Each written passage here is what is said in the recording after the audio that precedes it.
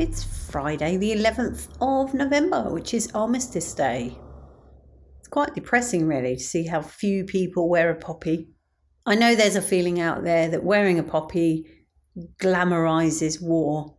I don't think it does. I think it's more about gratitude, being grateful for people who gave up an awful lot, and sometimes the maximum amount you can give up, just so that we could be free. And I'm using air quotes there with free, because I think the last 2.5 years has shown us we really aren't free.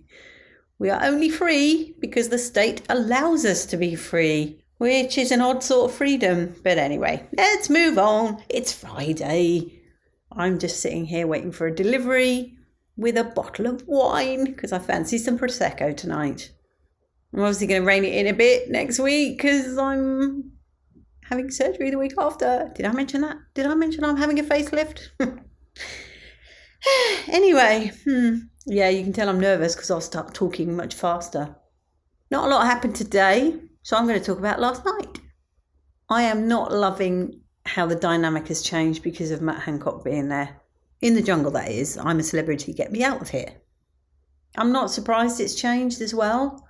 Some of it I think is, okay, normal. Another of it I think is a bit childish. But my big issue is how completely blind Matt Hancock is to his own actions, really.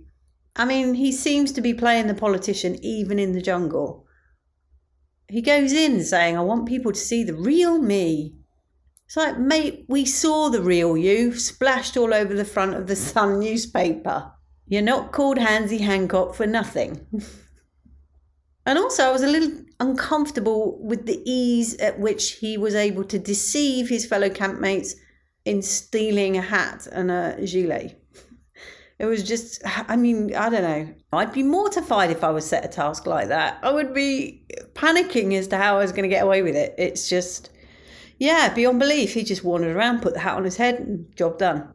I also think he's being a bit disingenuous when you say that about a politician. It makes you laugh, doesn't it? I think he's being a bit disingenuous when it comes to his fears.